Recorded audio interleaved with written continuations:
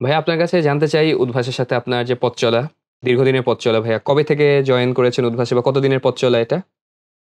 বেশ লম্বা।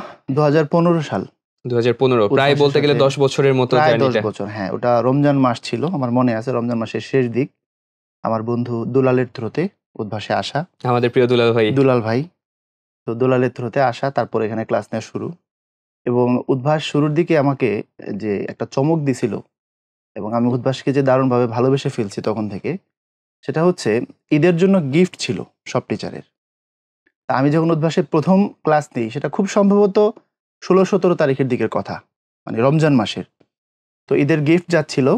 তো ওই সময় আমার মনে পড়ে যে হচ্ছে আমাকে ফোন দেয়া হয়। আমি ২ দিন ক্লাস নেওয়ার পরে আমাকে ফোন দেয়া হয় এবং বলা হয় যে, "আপনার জন্য গিফট আছে। আপনি যদি এসে নিয়ে যান মতিঝিল থেকে তাহলে ভালো হয়।" আমি তো অবাক হয়ে গেলাম যে আমার জন্য গিফট আছে, কিসের গিফট?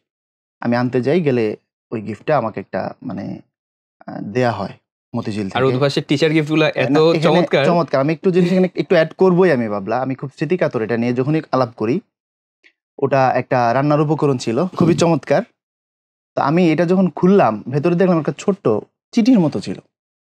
ওইখানে একটা কথা ছিল, লিটন ভাই সোহাগ ভাইয়ের পক্ষ থেকে একটা মেসেজ ছিল যে, "এটা সেই পরিবারের জন্য এই গিফট, ছোট্ট একটা গিফট, উদ্ভাস পরিবারের পক্ষ থেকে।" অর্থাৎ উদ্ভাস পরিবারের পক্ষ থেকে আমার যে ব্যক্তি পরিবার, আমার যে ব্যক্তি জীবনের পরিবার, তার জন্য গিফট। যে আপনি যে আমাদের অংশ হয়েছেন, আমাদের পরিবারের অংশ। তো আপনার যে পরিবার তাদের তো সেখানে অবদান আছে আপনাকে এই পর্যন্ত নিয়ে আসার জন্য। সুতরাং তাদের প্রতি কৃতজ্ঞতা আমাদের পক্ষ থেকে।